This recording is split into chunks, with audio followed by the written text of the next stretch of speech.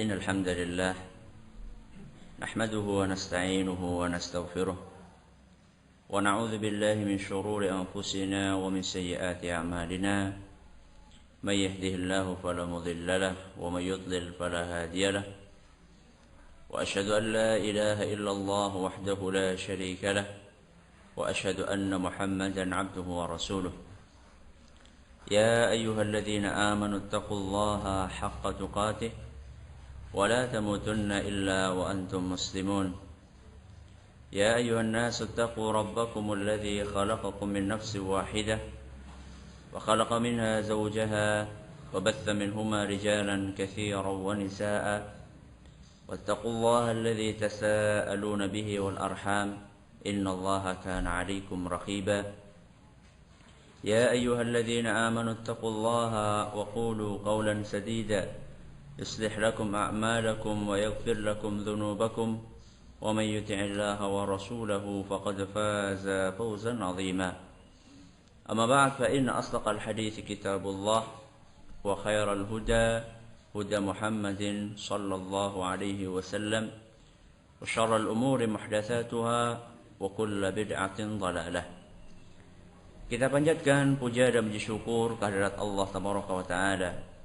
Pada kesempatan pagi yang sejuk ini, kita kembali diberi kekuatan, kesehatan, hidayah serta taufik dari Allah Jalla wa Ala, sehingga kita bisa kembali menghadiri pengajian rutin Senin pagi di Pondok Pesantren Tunas Ilmu di Desa Kedung Wuluh, Purbalingga ini.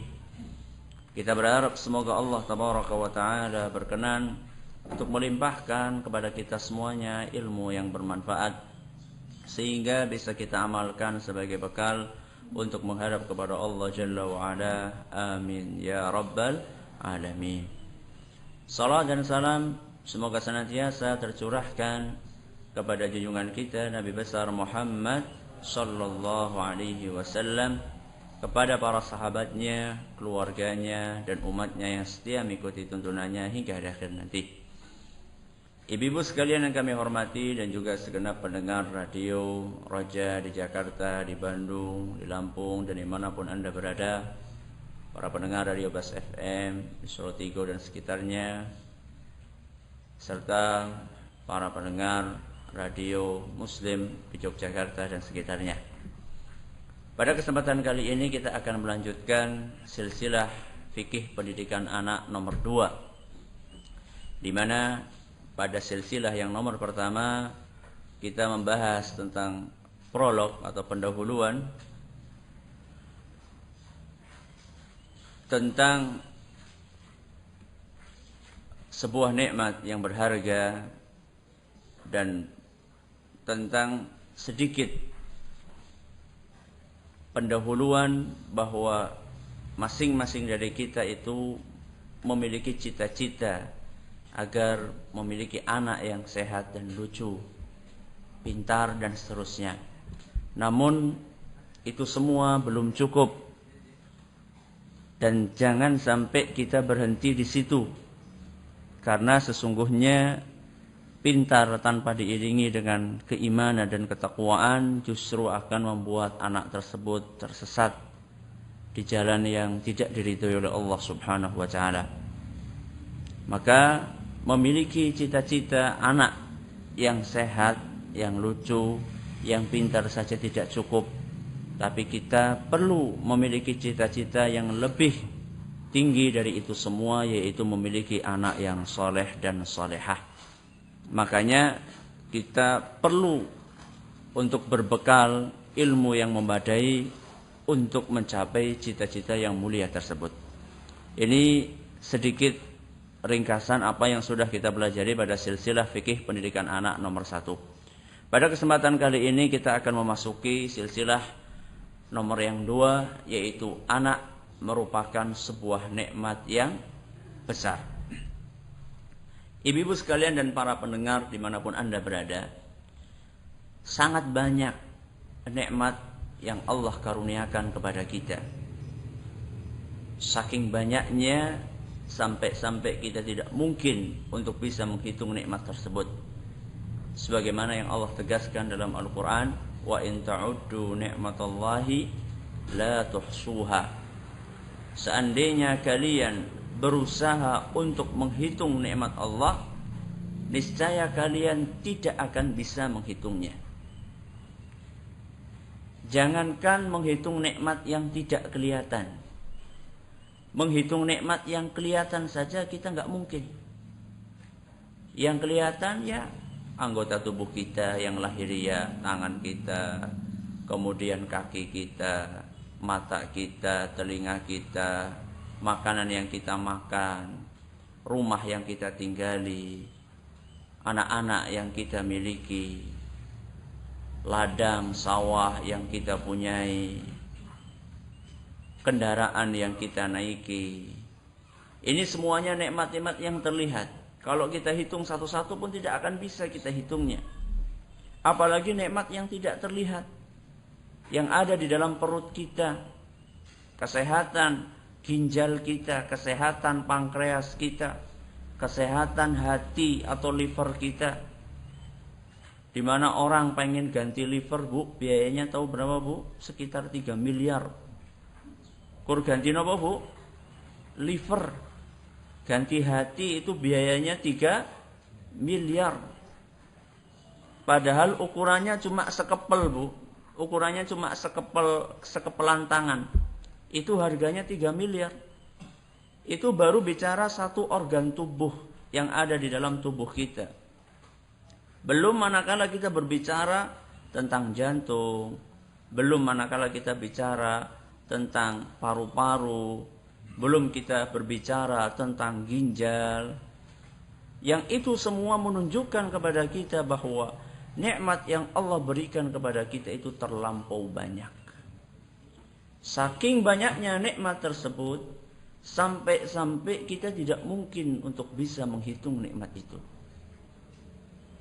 Dan gara-gara nikmat yang begitu banyak, karena nikmat yang begitu banyak tersebut, sampai pula seringkali selain kita nggak bisa menghitung nikmat tersebut, kita menjadi sering lalai dan tidak menyadari betapa besar nikmat tersebut. Karena saking banyaknya sampai kita lalai. Nikmat nafas yang kita miliki, kita lalai. Bahwasanya setiap detik Allah memberikan izin kita untuk bernafas. Nikmat telinga yang Allah berikan kepada kita, kita kadang-kadang lalai. Bahwasanya setiap menit atau setiap saat kita diberi surat izin mendengar dari Allah Subhanahu wa taala. Begitu pula nikmat penglihatan. Kita sering lalai bahwa ternyata kita ini mendapatkan nikmat yang luar biasa besarnya. Kapan kita sadar bahwa nikmat itu kita rasakan, kita akan sadar biasanya manakala nikmat tersebut dikurangi oleh Allah Subhanahu wa taala atau bahkan dicabut sama sekali. Nauzubillahi min dzalik. Saat itulah baru kita sadar, ternyata nikmat mendengar itu luar biasa. Kapan akan terasa? Nun sewu, ketika telinga kita mulai nopo? Mulai budek. Baru terasa nikmatnya mendengar. Nikmatnya melihat juga baru terasa kapan?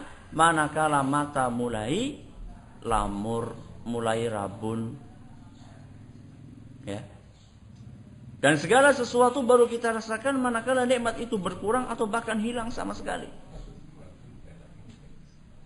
Nikmatnya kekosongan baru kita rasakan manakala kita ditutupi atau ditumpuki dengan pekerjaan yang begitu banyak sampai kita tidak punya waktu. Baru kita teringat, ya Allah, kemarin saya kosong ngapain saja. Makanya orang bijak dahulu mengatakan as-sihhatu tajun ala ru'usil as-sihha. Kata mereka, kesehatan itu adalah mahkota. Kesehatan adalah mahkota. Ala ru'usil as-sihha, mahkota yang ada di atas kepalanya orang-orang yang sehat. Yang namanya mahkota itu mudah dilihat enggak, Bu? Mudah. Karena mahkota kan rata-rata indah, mahal, menarik. Ya. Sehingga orang mudah untuk melihatnya. As-sihhatu tajun ala ru'usil as-sihha. Kesehatan itu adalah mahkota di atas kepala orang-orang yang sehat. Tapi siapa yang bisa melihat mahkota tersebut? La yaraha illal marda. Tidak ada yang bisa melihat mahkota itu kecuali orang yang sedang sakit. Jadi selama ini, sekarang ini Bu, kita sedang pakai mahkota. Tapi kita tidak sadar bahwa di atas kepala kita ada mahkota. Kita baru sadar di kepala kita ada mahkota manakala mahkota itu tidak ada. Alias ketika kita sedang sakit. Kita baru merasakan nikmatnya mengunyah makanan manakala gigi kita sedang sakit. Kita baru terasa nikmatnya sayur, ya, nikmatnya jangan bening manakala mulut kita sedang sariawan, ya. Segala sesuatu tidak ada rasanya.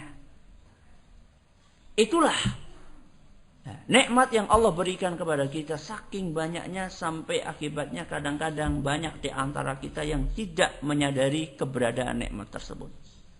Dan di antara nikmat yang sering terlupakan adalah keberadaan anak di sisi kita. Allah Subhanahu wa ta'ala manakala menghadirkan buah hati di samping kita, itu adalah merupakan karunia dan hadiah dari Allah Tabaraka wa ta'ala. Jadi bukan karena kita berusaha secara maksimal sehingga anak tersebut lahir, bukan karena kita berasal dari keluarga yang subur, bukan karena kita sudah memakan kecambah yang banyak katanya supaya kandungannya subur, atau bukan karena kita sebagaimana yang disebutkan sebagian orang memakan kurma muda, ya, sehingga kandungannya subur. Itu semuanya usaha lahiriah yang boleh dikerjakan. Tapi yang menentukan seorang mendapat atau tidak anak itu adalah Allah Subhanahu wa ta'ala. Dan itu adalah merupakan hak prerogatif Allah untuk memberikan atau tidak memberikan. Maka manakala Allah Subhanahu wa ta'ala memperkenankan kita untuk memiliki anak, itu semata-mata adalah karunia dan hadiah dari Allah Jalla wa'ala. Sebagaimana yang difirmankan oleh Allah Subhanahu wa ta'ala dalam Al-Quran surat Asy-Syura ayat 49 sampai 50. Kata Allah Subhanahu wa ta'ala, lillahi mulkus samawati wal ard.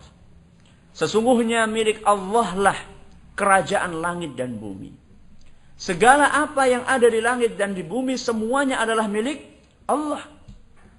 Bahkan yang kita miliki pun, rumah yang kita tinggali, kendaraan yang kita naiki, suami yang panjenengan miliki, keluarga yang Anda miliki, semuanya itu adalah milik Allah sejatinya. Lillahi mulkus samawati wal ard. Milik Allah lah segala apa yang ada di langit dan yang ada di bumi. Yakhluqu ma yasha. Allah Subhanahu wa ta'ala menciptakan apapun yang Dia kehendaki. Kemudian baru Allah Subhanahu wa ta'ala berbicara tentang anak. Kata Allah Subhanahu wa ta'ala, yahabu liman yasha'u inatha. Allah Subhanahu wa ta'ala akan memberikan anak perempuan kepada siapa yang Dia kehendaki. Jadi ada sebagian orang yang anaknya perempuan semuanya. Anak pertama dinanti-nanti dikiranya laki-laki, ternyata apa? Perempuan. Oh, ndian kok anak keloro. Ya wis Bu, gawe maning yo. Ya, gawe maning. Sudah di USG, sudah ini kelihatannya kata dokter, ini kalau misalnya tengkuknya si ibu ini hitam, ini biasanya pertanda bahwasanya anaknya apa? Laki-laki. Ternyata ceprot keluar wadon maning. Labu kayak nenek urung anak sing lanang gawe maning yuk, ayo gawe maning. Ternyata keluar yang ketiga laki sama perempuan. Sampai akhirnya wis pula terserah lanang apa wadon, wis sing penting gawe. Mungkin sampai 7 anak semuanya apa? Perempuan. Ada nggak Bu yang seperti itu Bu? Ada. Yahabu liman yasha'u inatha. Allah subhanahu wa ta'ala akan mengaruniakan perempuan, anak perempuan kepada siapa yang dikehendaki. Kebalikannya kata Allah, wa yahabu liman yasha'u dzukur. Kebalikannya Allah subhanahu wa ta'ala akan mengaruniakan anak laki-laki kepada siapa yang dikehendakinya. Makanya kita dapatkan ada di antara orang tua yang tidak punya anak kecuali laki-laki. Kayak saya punya anak pertama, alhamdulillah laki-laki. Yang kedua, laki-laki. Yang ketiga, wah kayak ini kiwadon. Ternyata laki-laki. Masya Allah. Sampai saya pikir, wah kayaknya Arab 5 gitu. Jadi Pandawa 5 gitu lanang kabeh. Ya. Jadi Allah subhanahu wa ta'ala sekehendak dia. Ya. Tidak ada yang bisa untuk campur tangan. Mengotak-atik keputusan Allah subhanahu wa ta'ala. Apalagi protes kepada Allah. Dan tidak beretika. Ya, tidak beretika. Seandainya ada orang, ya Allah, kenapa kok anakku lanang kabeh, lah tanggaku wadon kabeh, apa sih angele dibagi-bagi? Ya, karena telu. Nah, itu adalah hak prerogatif Allah subhanahu wa ta'ala. Itulah karunia dari Allah jalla wa'ala. Itu adalah pemberian dari Allah subhanahu wa ta'ala. Jadi Allah subhanahu wa ta'ala memberikan anak sekehendak Allah. Ya. Ada yang seperti itu, ya. Ada yang semuanya laki-laki, ada yang semuanya perempuan. Kemudian kata Allah subhanahu wa ta'ala, au yuzawwijuhum dzukranan wa inatha. Ada pula di antara orang tua yang dikaruniai oleh Allah anak laki-laki dan perempuan. Masya Allah. Ya, ini mungkin menurut sebagian orang adalah sebuah kesempurnaan. Di mana ada seorang suami istri bisa memiliki anak laki-laki dan perempuan. Laki-laki dan perempuan pun macam-macam. Ada yang laki-laki, perempuan laki-laki. Ada yang perempuan, laki-laki, perempuan. Sendang, kapit. Napa? Kapit pancuran nggih. Nah, sendang kapit pancuran. Ada yang pancuran kapit sendang, macam-macam ya. Ada yang mungkin pembagiannya enggak seperti itu, misalnya 5 laki-laki semuanya. Tahu setelah itu baru perempuan 5 juga. Wah. Loh, kenapa, Bu? Anaknya 10 apa enggak boleh, Bu? Ya sudah. Orang punya cita-cita anak banyak enggak apa-apa. Ya. Rasul SAW seneng kok kalau umatnya banyak. Ya. Asal memperhatikan pendidikannya. Ya, tidak seperti sebagian orang sing penting gawe anak. Anaknya mbuh pirah terus gawe terus. Ya. Kemudian anaknya tidak diperhatikan. Ya. Dan salah satu sarana pelariannya, ya, sarana pelariannya adalah anaknya dititipkan di pesantren. Bukan untuk pendidikan anak, bukan untuk tujuannya loh. Ya, tujuannya bukan untuk mendidik si anak, tapi tujuannya untuk melarikan diri dari tanggung jawab.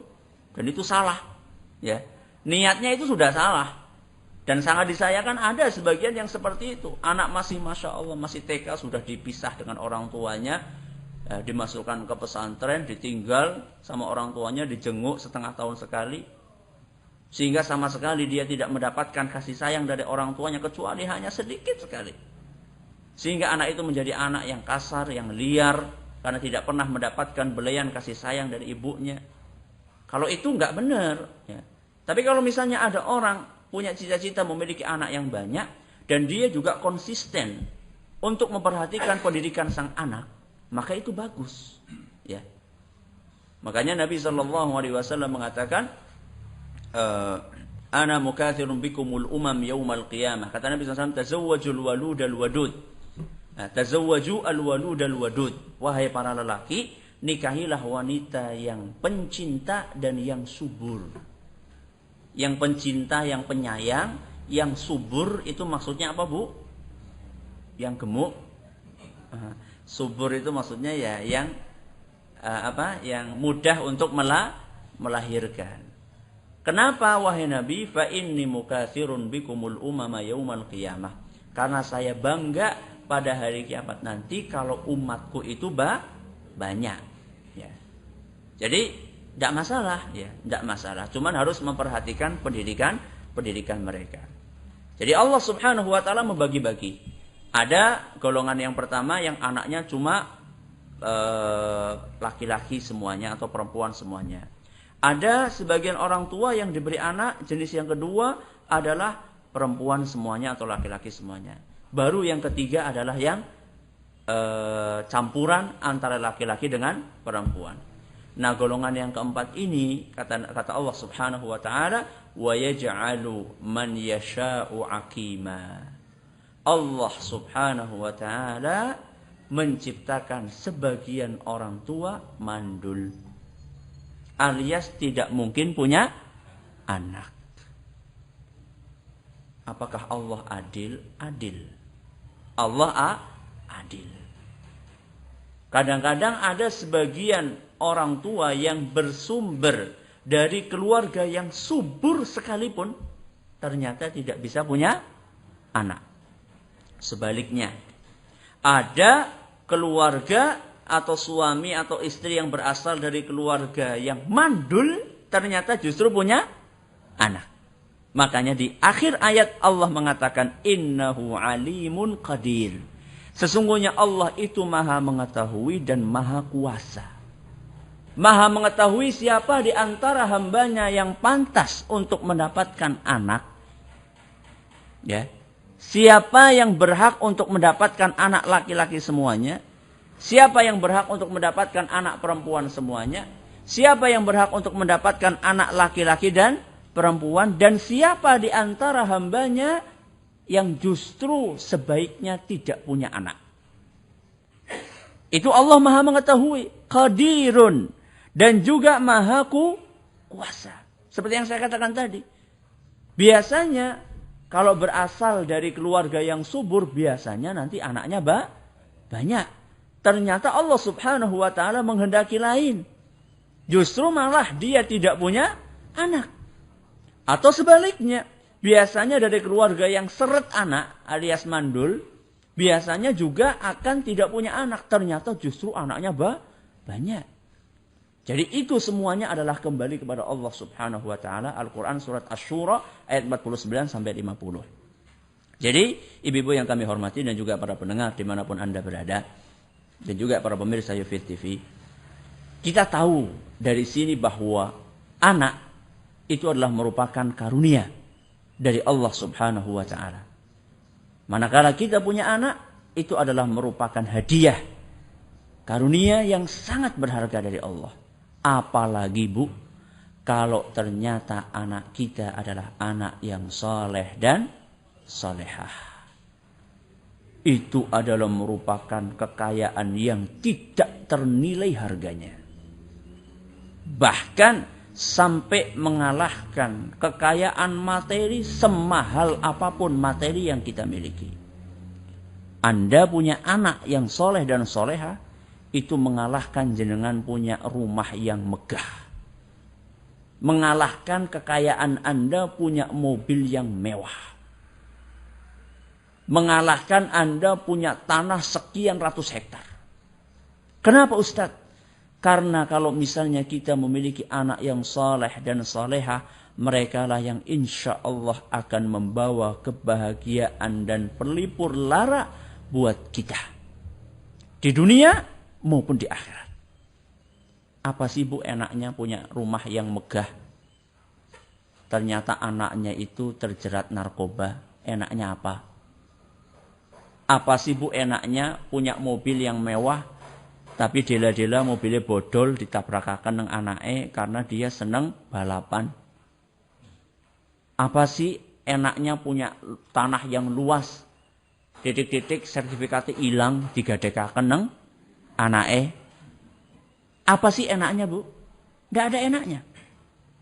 Tapi kita punya anak yang soleh dan solehah dengan keterbatasan materi yang kita miliki. Kita punya rumah pas-pasan saja, kendaraan juga biasa-biasa saja. Bahkan mungkin sepeda pun tidak punya, jadi kemana-mana bicycle. Nah, pakai apa Bu? Pakai sikil kemana-mana, ya, alias cuma berjalan kaki. Tapi kita punya anak soleh dan solehah. Sehingga apa? Sehingga anak tersebut bisa menerima apa yang dimiliki oleh orang tuanya. Sehingga kita hidup dengan tentram ketika di dunia. Kita hidup dengan nyaman ketika di dunia. Anak kita mengerti kekurangan yang dimiliki oleh orang tuanya. Sehingga dia tidak banyak menuntut. Inilah kenikmatan yang sangat besar. Yang tidak bisa dihitung dengan materi manakala kita memiliki anak yang soleh dan solehah. Ini baru bicara tentang di dunia. Belum kita berbicara tentang di akhirat. Manakala kita sudah ditakdirkan oleh Allah subhanahu wa ta'ala untuk meninggalkan dunia yang fana ini. Di saat kita sudah menempati rumah yang sangat sederhana dan sempit sekali. Yaitu di kuburan. Cuma ukuran 1x2. Ditemani dengan hewan-hewan tanah. Ditemani dengan cacing. Ditemani dengan belatung. Saat itu Allah subhanahu wa ta'ala berkenan untuk membukakan hati anak kita dan lisan anak kita untuk tidak pernah berhenti melantunkan doa. Rabbighfirli wa liwalidayya warhamhuma kama rabbayani shaghira. Sehingga apa? Sehingga kuburan kita yang sempit tadi akan menjadi luas. Kuburan kita yang gelap akan menjadi terang benderang. Kita yang di kuburan pengap, kita bisa menghirup udara yang segar. Karena anak kita tidak pernah lupa untuk mendoakan orang tuanya. Belum lagi kalau misalnya dia nanti ke akhirat. Di alam akhirat mungkin bisa memberikan syafaat manakala anak kita menjadi anak yang saleh. Atau anak yang salehah. Maka ini adalah merupakan kekayaan yang luar biasa.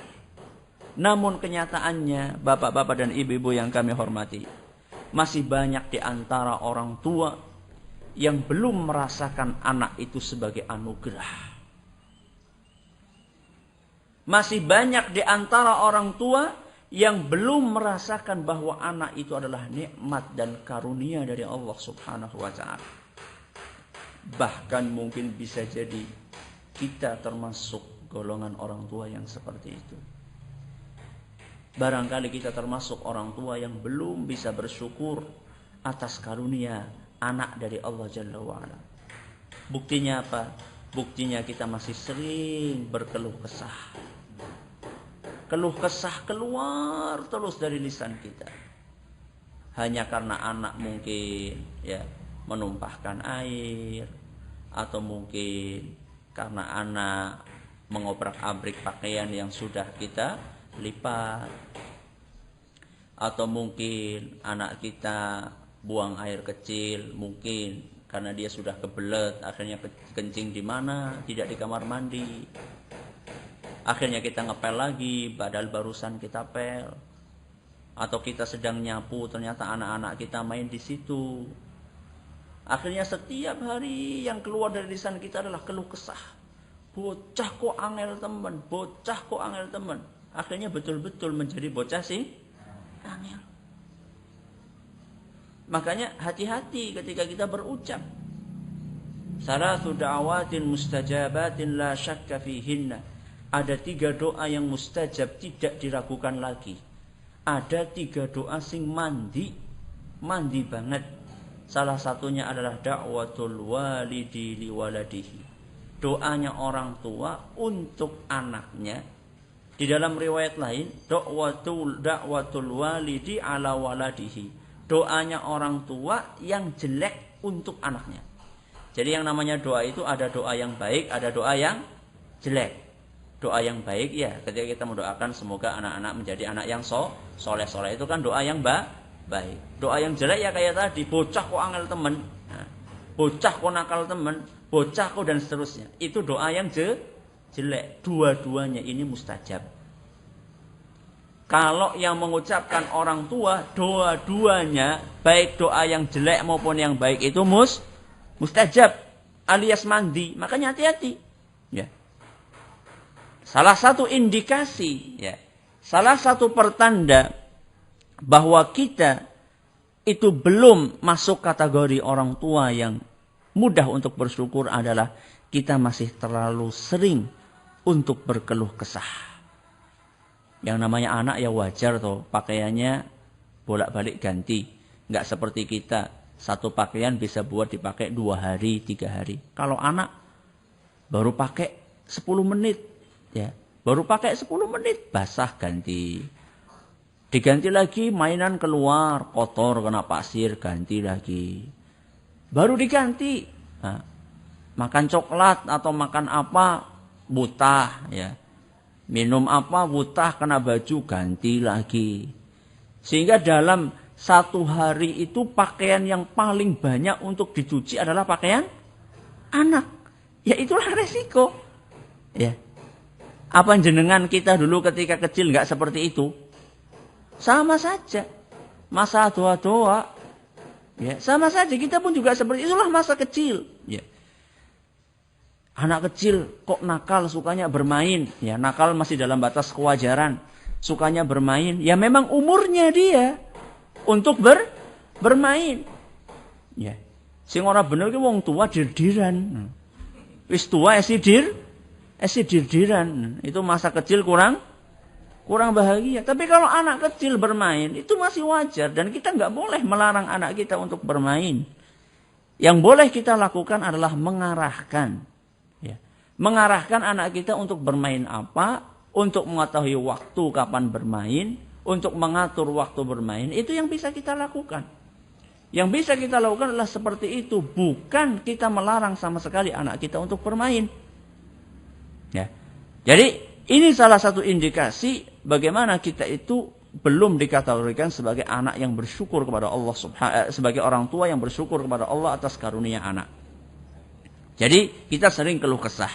Kemudian juga masih ditambah pula dengan kesal atau rasa tidak puas dalam hati.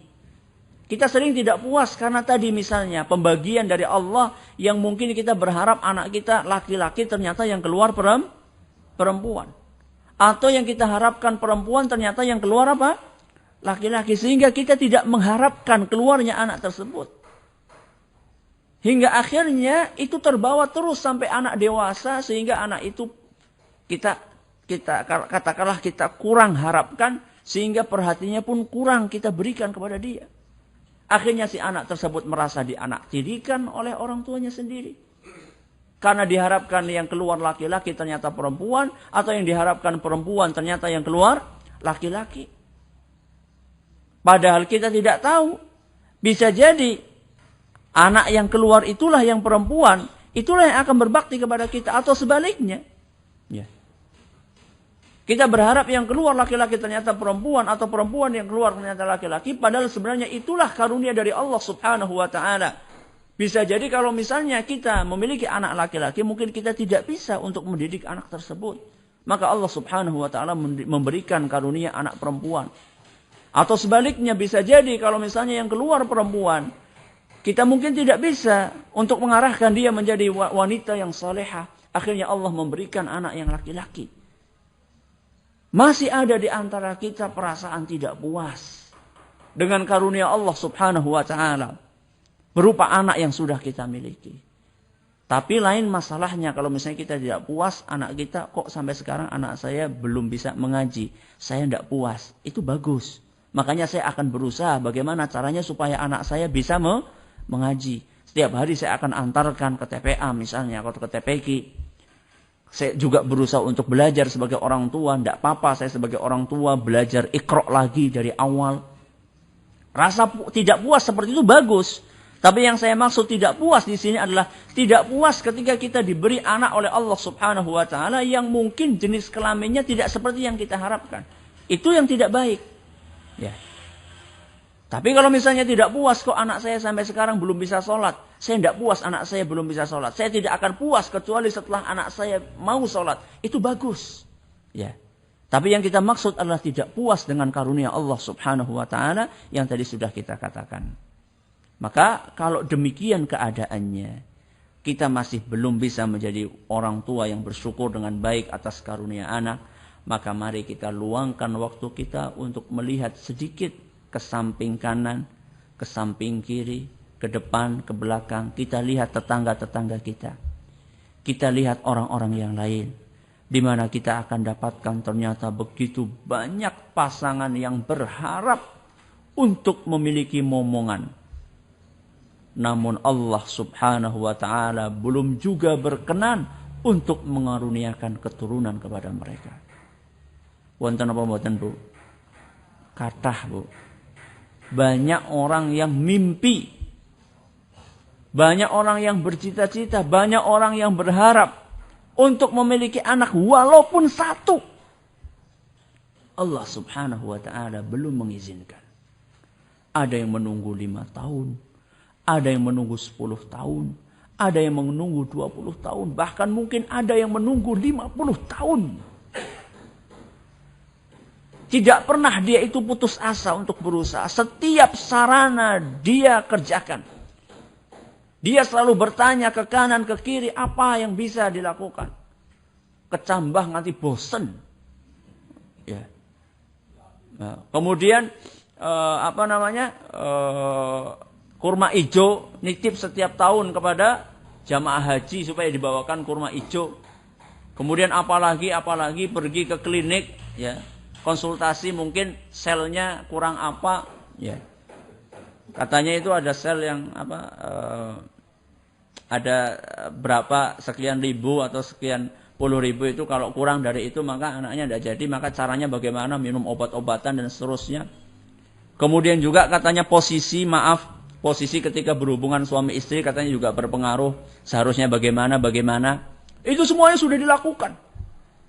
Sambil ditambah dia berdoa kepada Allah Subhanahu wa ta'ala. Setiap ada kesempatan waktu yang mustajab dia manfaatkan untuk berdoa. Antara azan dengan qomat, di sepertiga malam terakhir, ketika sujud. Ya, di hari Jumat ba'da asar sampai maghrib. Setiap ada waktu yang mustajab, ketika dia sedang bepergian, ketika dia sedang berpuasa, setiap ada kesempatan dan waktu yang mustajab, bahkan ketika dia berhaji. Proposal yang paling pertama dia bawa adalah, ya Allah karuniakanlah kepada kami anak. Ternyata Allah belum berkenan untuk memberikan anak kepada dia. Sedangkan kita, Masya Allah, saben tahun lahir anaknya. Ya. Ada sebagian orang seperti itu, saben tahun lahir. Iki nembe 3 bulan wis kesundul nang adine. Sehingga nggak bisa minum ASI. Adine yang kedua baru 2 bulan kesundul maning. Ya Allah, kayak tanggaku anaknya sundul-sundulan. Aku ora duwe anak-anak suwe temen. Kita lihat di samping kanan kiri kita, ada yang tidak punya anak. Ada juga yang punya anak. Tapi subhanallah, Allah berkehendak orang tua tersebut harus kehilangan anaknya. Karena musibah misalnya. Karena kecelakaan, anak yang lagi lucu-lucunya meninggal dunia. Atau karena banjir, atau karena musibah kebakaran, atau karena diculik, ya, atau karena diculik oleh orang yang jahat, sehingga anak yang sedang lucu-lucunya hilang, serasa hidup menjadi hambar. Rumah yang awalnya ramai dengan jeritan, dengan tangisan, dengan tawa si anak tiba-tiba berubah menjadi sunyi senyap seperti kuburan. Terbayang-bayang di mata anak-anak sedang bermain-main di situ, sedang berlari-lari, sedang berangkang, sedang tertawa, sedang makan, ya. Tahu-tahu anak tersebut hilang atau meninggal dunia. Ada orang tua yang seperti itu. Ada juga orang tua yang anaknya awalnya sehat, bugar, sehat, lucu. Allah Subhanahu wa ta'ala mengaruniakan, memberikan dia penyakit yang kronis. Sehingga Masya Allah berubah menjadi hanya tubuh seonggok tubuh yang tidak berdaya. Tulang hanya dibalut dengan kulit. Ada anak yang seperti itu. Awalnya dia adalah anak yang luar biasa aktifnya. Allah Subhanahu wa ta'ala menginginkan ujian sehingga anak tadi sakit parah. Sampai umur dewasa tidak bisa melakukan apa-apa kecuali hanya di atas kasur. Itulah samping kanan dan kiri kita, ibu yang kami hormati. Maka seharusnya ketika kita melihat seperti itu, ada orang yang tidak punya anak sudah menunggu sekian puluh tahun. Ada orang yang sudah punya anak kemudian dicabut nyawanya ketika masih kecil.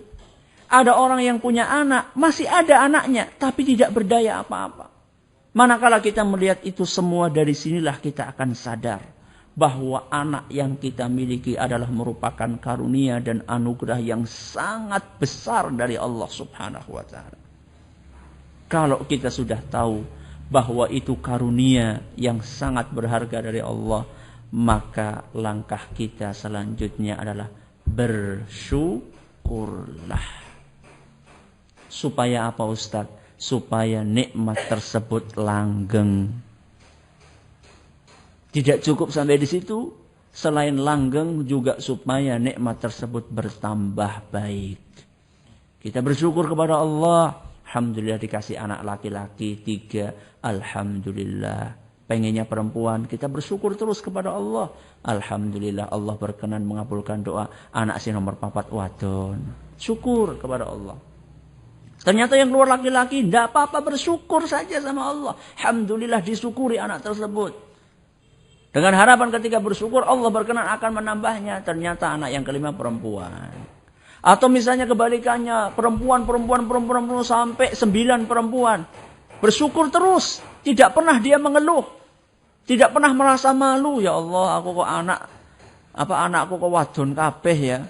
Enggak pernah dia mengeluh, dia terus bersyukur kepada Allah Subhanahu wa taala, dirawat dengan sebaik-baiknya. Selama sekian tahun, dia bersabar, bersyukur kepada Allah. Ternyata anak yang ke-10 laki-laki.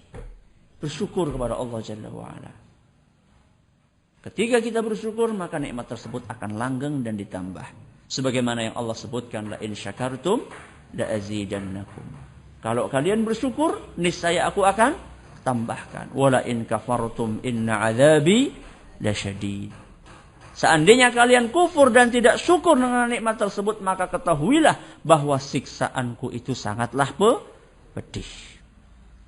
Nah, setelah kita syukur, apa yang seharusnya akan timbul setelah itu? Setelah kita syukur, maka yang diharapkan adalah kita akan semakin sabar di dalam mengasuh dan mendidik anak kita. Jadi ini nikmat. Setelah kita bersyukur, ketika kita bersyukur, kita menjadi termotivasi untuk lebih sabar lagi. Ya, yang namanya nasihat untuk sabar itu memang harus terus diulang-ulang. Kadang-kadang setelah ngaji sabar, setelah baca buku sabar. Tapi dengan berjalannya waktu sabar itu terkikis lagi sedikit lama-lama jadi tidak sabar lagi. Maka perlu untuk dicas lagi.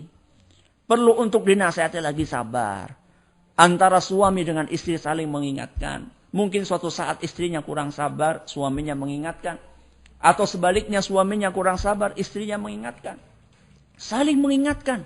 Untuk sabar di dalam mendidik anak, mengasuh anak. Mungkin suatu saat sang suami kata-katanya kasar. Sang ibu mengingatkan, Pak, aja kasar-kasar, itu anak belum tahu.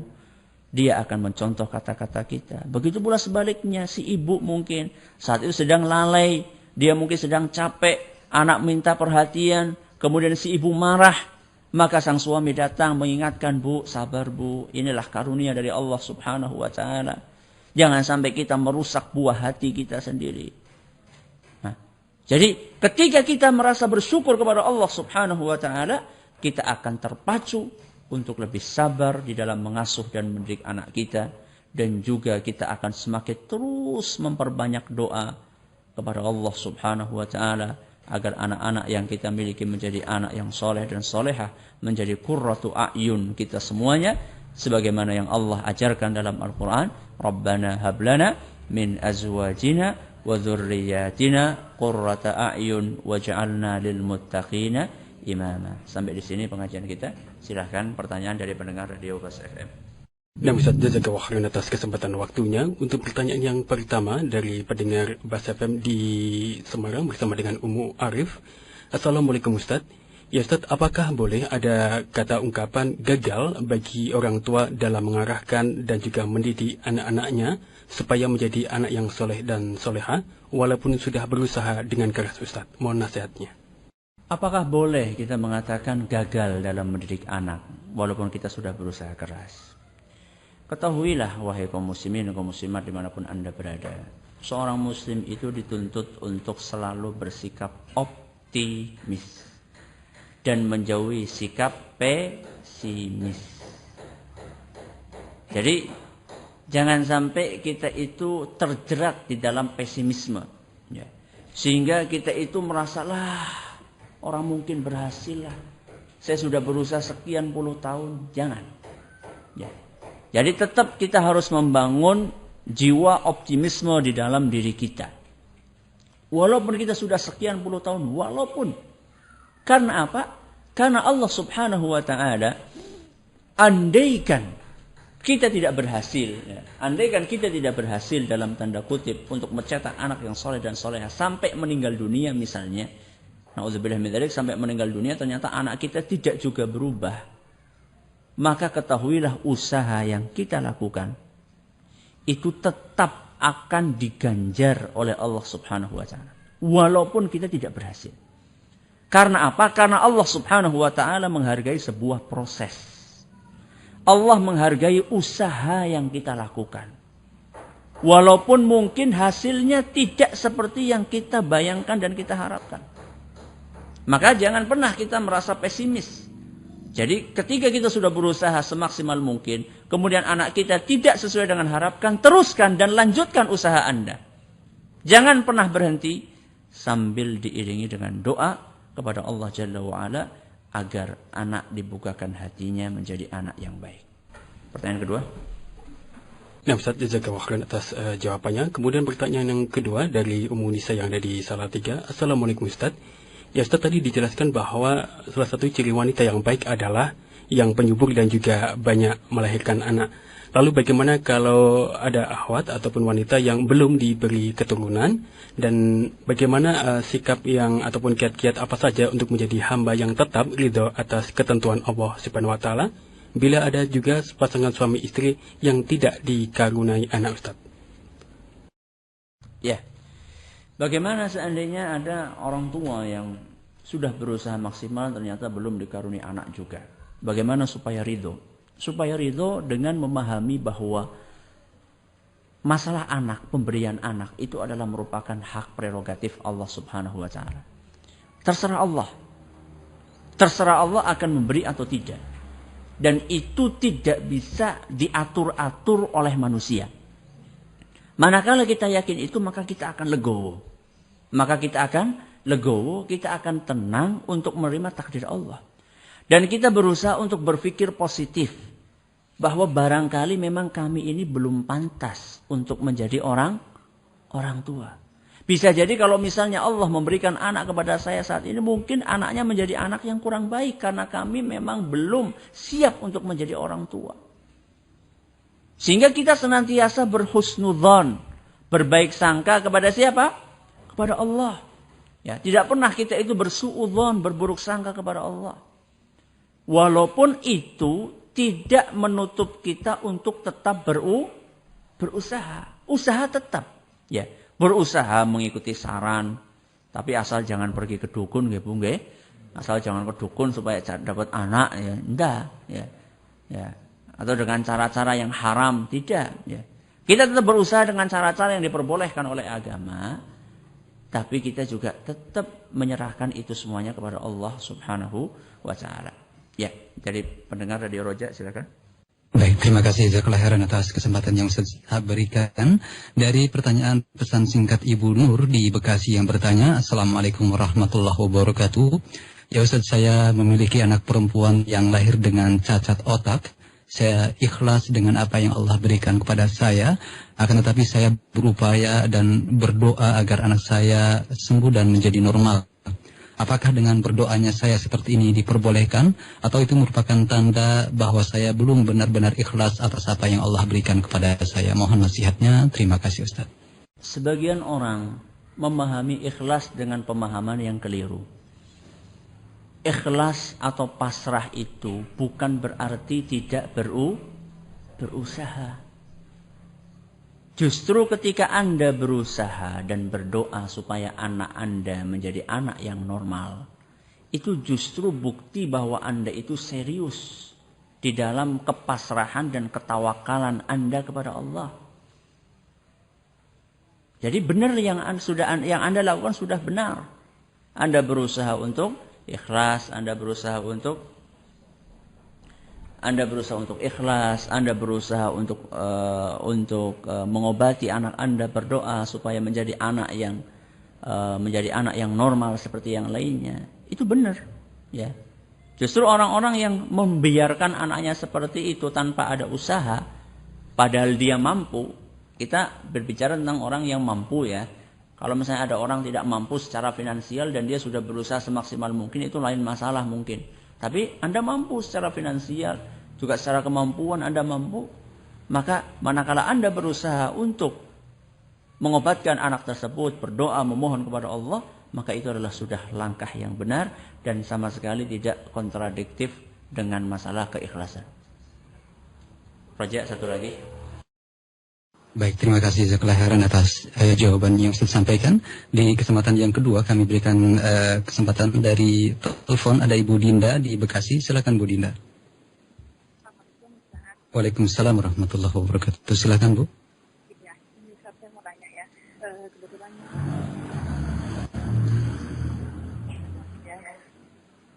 kita tuh kemana-mana, tapi yang memang mungkin Allah belum kasih. Tapi yang menjadi pertanyaan kita gini, Ustaz. Dikatakan kalau seorang Muslim yang meninggal dunia meninggalkan 3 perkara, ya kan? Di antaranya adalah anak yang soleh. Iya. Nah, gimana bagi kita yang seandainya sampai meninggal kita tidak dikaruniai anak, berarti apakah kita tidak bisa mendapatkan doa itu, gitu, Iya. Ustaz? Itu aja, Ustaz. Baik, terima kasih Bu Dinda. Terima kasih, Ustaz, ya. Ya, Ya, terima kasih. Ya. Ya. Karunia Allah Subhanahu wa taala itu luas. Karunia Allah itu luas. Tidak sesempit yang dibayangkan oleh sebagian manusia. Jadi yang namanya amal soleh tadi, yang seandainya manusia meninggal maka semuanya terputus kecuali 3 hal. Salah satunya anak yang soleh. Nah, kalau misalnya mandul, Ustaz. Kalau misalnya mandul, apa kita tidak punya peluang untuk mendapatkan pahala jariah yang mengalir seperti itu? Ada. Ya. Manakala kita mengajar kebaikan kepada orang lain, mengajarkan kebaikan kepada orang lain, kemudian orang lain itu mengamalkan apa yang kita ajarkan. Kemudian dia mengajarkan, orang lain itu mengajarkan kepada orang lain lagi. Kemudian diamalkan sama orang lain itu. Kemudian diajarkan lagi sama orang lain lagi. Itu adalah merupakan pahala yang tidak ada hentinya. Jadi yang namanya pahala yang mengalir itu bukan hanya terbatas pada anak kandung kita yang soleh. Ya. Kita punya misal ya, kita punya keponakan. Ya, kita punya keponakan. Kita bisa ajari dia hal yang baik. Keponakan kita mengamalkan apa yang kita ajarkan. Kemudian dia juga akan mengajarkan kepada anaknya, kepada cucunya, kepada cicitnya dan seterusnya. Itu pahala akan terus mengalir kepada kita. Belum lagi kalau misalnya kita punya harta misalnya. Nah, sehingga kita menjadi orang yang rajin untuk bersedekah, untuk wakaf, ya, untuk menanam proyek kebaikan. Dan itu akan menjadi pahala sedekah jariah yang terus mengalir, ya. Jadi banyak, karunia Allah itu luas. Karunia Allah itu luas, tidak sempit seperti yang dipahami oleh sebagian orang. Pertanyaan terakhir dari pendengar Radio Muslim. Pertanyaan dari pendengar Radio Muslim dari Ummu Ghazali. Jika anak berbuat salah dan malas atau tidak patuh, bagaimana batasan syar'i untuk menghukum anak atau memukul anak? Terima kasih atas jawabannya, Ustaz. Menghukum anak, ya. Menghukum anak. Kalau anak nakal dan seterusnya, bagaimana sebenarnya batasan syar'inya? Hukuman itu perlu ada. Hukuman itu perlu ada. Cuman hukuman itu tidak selalu harus berwujud pukulan. Sebagaimana yang dipraktekkan oleh sebagian orang tua. Apakah boleh memukul anak? Boleh. Tapi untuk kesalahan-kesalahan yang berat dan besar. Misalnya kesalahan meninggalkan sholat. Itu pun kalau anak sudah berumur berapa tahun? 10 tahun. Jadi kalau anak baru berumur 3 tahun kok tidak sholat, jangan dipukuli. Ya, baru umur 3 tahun kok tidak sholat, dipukuli sampai babak belur. Ya, tidak boleh. Ya, karena Nabi SAW saja mengizinkan untuk dipukul manakala anak berumur berapa? 10 tahun. Jadi yang boleh dihukum dengan pukulan itu adalah kesalahan-kesalahan yang besar, kesalahan-kesalahan yang berat. Itu pun cara memukulnya bukan dengan cara yang sampai meninggalkan bekas menyakitkan si anak itu sampai hitam-hitam, bukan. Ya. Sampai lebam-lebam, bukan seperti itu. Dan hukuman itu tidak mesti dengan fisik. Bisa jadi hukuman itu dengan kata-kata. Bisa jadi hukuman itu dengan dikurangi uang sangunya.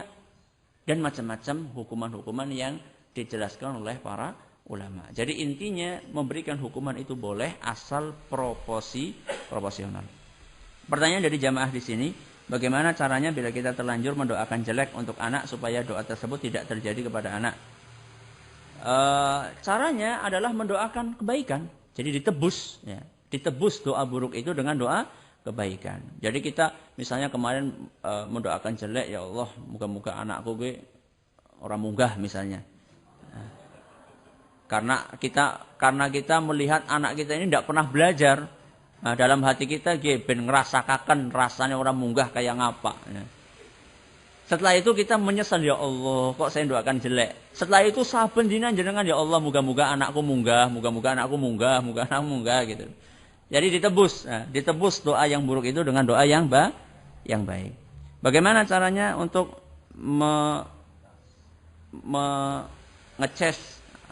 mengecas kesabaran? Ya, untuk mengecas kesabaran. Itu bisa didapatkan atau bisa dilakukan dengan cara melatih diri. Dengan cara melatih diri untuk bersabar. Yang namanya latihan itu memang butuh waktu. Seperti orang yang lari 10 km. Itu tidak mungkin dia akan langsung kuat lari 10 kilo kalau dia tidak berlari selama sejauh 1 kilo pada hari pertama. Begitu pula kesabaran. Kesabaran itu butuh latihan. Hari ini mungkin kita bisa bersabar, baru bisa bersabar sekali. Tapi esok harinya kita akan bisa bersabar 2 kali, 3 kali, 4 kali lipat dan seterusnya. Ini yang pertama. Yang kedua adalah memohon kepada Allah Subhanahu wa ta'ala, berdoa kepada Allah. Sebagaimana yang Allah sebutkan dalam Al-Qur'an, Allahumma afrigh 'alaina sabran. Allahumma afrigh 'alaina sabran. Ya Allah, limpahkanlah kesabaran kepadaku. Limpahkanlah kesabaran kepadaku. Jadi kita minta supaya dikaruniai kesabaran. Yang ketiga, di antara caranya adalah kita membaca buku-buku tentang kesabaran para nabi di dalam mendidik anak mereka. Dan juga kesabaran para ulama salaf di dalam mereka mendidik anak-anak mereka. Atau kita membaca orang-orang yang bisa dijadikan panutan di dalam kesabaran mereka. Sehingga kita termotivasi untuk lebih sabar lagi di dalam mendidik anak serta membangun rumah tangga yang harmonis insyaAllah. Terima kasih atas perhatiannya. Mohon maaf atas segala kekurangannya. Kita tutup dengan membaca Subhanakallahumma wa bihamdika asyhadu an la ilaha illa anta astaghfiruka wa atubu ilaik. Assalamualaikum warahmatullahi wabarakatuh. Waalaikumsalam.